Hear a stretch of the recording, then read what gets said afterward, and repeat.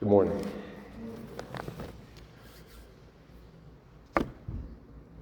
My name is Conway Ekpo, and I had the privilege of knowing Quentin since we were sophomores in high school at Lawrence High. I learned from him that friendship means little when it's convenient. It's a lesson that I picked up from being his brother for the last 33 years. Not his blood brother, but in the end there, that distinction really didn't matter, because that was my brother. There's the family that you're born into, and for me, that's the Ekpo family I want to acknowledge is here today to celebrate Q. And if you're lucky in life, there's the family that you get to choose. And Q and I chose each other as family when we were 16 years old in an advanced chemistry class. Only two black nerds sitting in this chemistry class.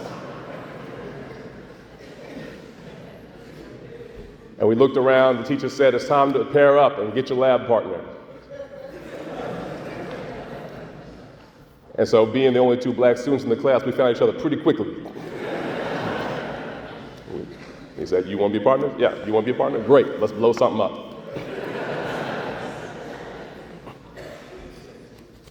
He had that kind of calm about him, and everybody who knows what I'm talking about, that really can only come from being battle-tested in the arena. Whether it was the sports arena or the classroom and academics, it didn't matter.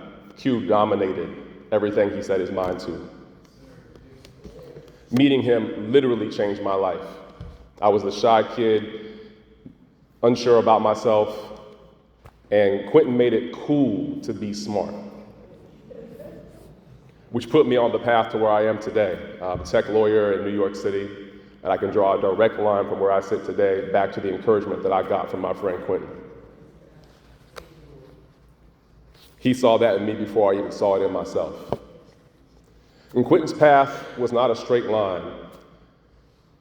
It was more like a deliberate arc that kept bending back towards the people who needed him the most.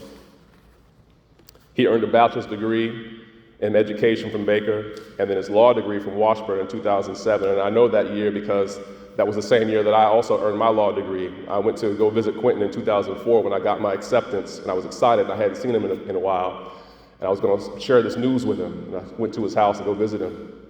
I said, hey, guess what? I got something to tell you. He said, oh, I got something to tell you too, but you go first. I said, wait, I got accepted into law school. And then in his pocket, as if he was waiting for me to say it, he pulls out his acceptance letter and slams it down like a domino, like, I got accepted into law school too, now.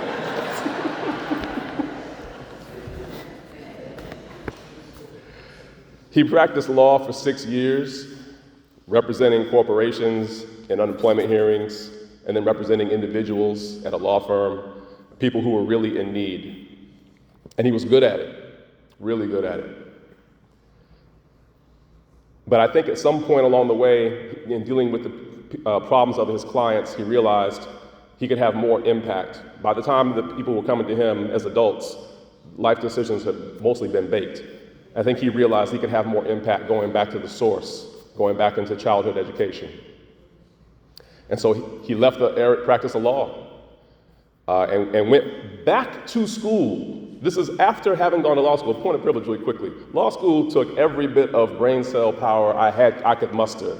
And this guy did all of that, passed the bar exam, practiced, and then went back to school for a master's in education at KU, and then went back after that for a PhD in education. At that point, I was like, brother, you got it. I don't have it. You're a bad man. I can't mess with you. But he never stopped learning because he never stopped believing that there was still work to be done. 3 years ago, Quentin gave an interview, and it's on YouTube. Thankfully, it's preserved for all of us who need to hear his voice again. And in this interview, he talked about the landmark legacy case, Supreme Court case of Brown versus Board of Topeka Education, the case that integrated schools in America. And he said something really profound about that time period. He said, when schools were integrated racially in America, we actually did it backwards.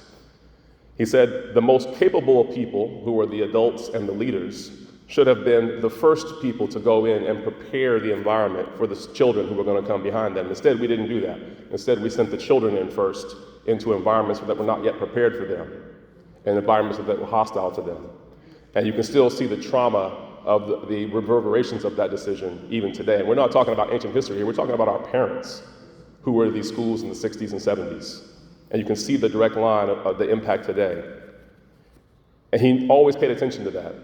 He knew that it was difficult when you don't see somebody who looks like you in a position of authority. And so Q being Q, he decided to do something about that. And that's when he went back into education. And he often talked about how the students he would come across, and he would encourage all of his students, but especially his students of color, because he could relate to them on a personal level. And he would sit with them and he would talk to them and he would ask them, hey, how are your grades doing? Are you taking any advanced classes? No? You didn't know you could do that? Well, let's talk about that. Let's talk about that college application. Let me talk to your parents. Let me talk to your counselors. That's who he was. He took a vested interest in his students. As Q described it, he said the students of color are running the same race as other students, but they've got concrete boots on their feet. And so seeing someone like Q in a position of leadership, that was the encouragement that those students needed, not just as a symbol, but somebody who had an avid presence in their lives, who saw them, as Nate just referenced. A lot of kids have dreams, Quentin would say, but in order for those dreams to become reality, it takes a community. And he would tell them, you have to put in the work. Sometimes you gotta work twice as hard. But with the support that you will get from your community, you can get there. In the book of Nehemiah, we meet a man who held a position of comfort and security in a foreign court. Nehemiah had made it by any measure. But when he heard that the walls of Jerusalem, his home city, had been broken down and the gates were burned, he wept, and then he fasted, and then he prayed, and then he went back to go do something about it. Nehemiah organized the people, and Nehemiah gave them a vision. He faced opposition for those who had interest in keeping those walls broken. And each time, and they tried to intimidate him and tell him to step down off the wall and stop doing his work. But each time, Nehemiah's answer was the same, as we see in the book of Nehemiah, chapter 6, verse 3. He would say, I am doing great work, and I cannot come down. Quentin Rials was our Nehemiah. Understand, Q had a law degree, he had options, he could have easily made a life for himself if that was what he wanted to do. But he saw that the students of Lawrence needed, and he came back deliberately to Lawrence High School to help them. Just like Nehemiah, he walked those hallways, the same hallways that he and I had walked, and all of our classmates had walked when we were there. And only this time, he had the understanding and the education to understand why those walls had been broken and what exactly it took to fix them. And like Nehemiah, he faced opposition. We talked about that all the time. But Q could not be deterred. He was doing great work, and he could not come down. When you look at the last year of Quentin's life, his algorithm, social media, tells the whole story. It's very clear. He had two loves in his life. His two daughters, Sasha and Emmy, and the school district, and the students he served. And he would not be distracted by things that did not matter. He was doing great work, and he could not come down. Q understood it's not about the degrees or the money or the bank accounts or any other superficial stuff that people use to measure their lives. He knew it was about the lives touched. Let me say that again. It's about the lives touched. And look at this room. It's a testament to exactly that philosophy. Our Lawrence High alumni, our class of 95, our KU alumni, our Washburn alumni, our Rials family. Friends and family have traveled from all far, near and far to be here because Q had an impact on them. He did the work, he fought the good fights, he loved people worth loving, and he looked at students in the eye and he told them the truth about the world and the truth about their capacity to rise within it. He loved his daughters, Sasha and Emmy, and he wanted the best for them.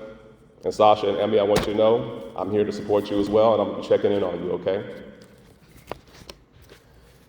He made everything memorable, and I'm sure everybody here has a favorite Q story. Looking back now, I'm reminded of something I always believed, but I never felt more important than I do right now, which is the greatest gift that you can get in this life, is the chance to be truly seen by somebody else. To have someone who can walk this walk with you. Q and I did that for each other, and I'm sure he did that for a lot of you as well. This friendship means very little when it's convenient, but Q showed up during those rough times when it was very inconvenient, and that's the type of friend he was. Q was a man like Nehemiah who heard that the walls were broken, and he came back to rebuild them. And he did not come down until he was called home. And I'm gonna leave you with this. If Q were here right now, he would remind us that the work still continues. Not just in this community, but all across our nation, there are still students who are running that race with concrete boots on. And he would remind us they need our help. They need us to push them towards that advanced class. They need us to push them towards that college application. They need us to tell them about the greatness that they deserve and can have in life. In a word, they need us to see them. They need the adults and the leaders in this room to prepare the environment for all the children, including Quentin's children, Sasha and Emmy. Quentin did great work, and he has finally come down to rest. Thank you, and God bless.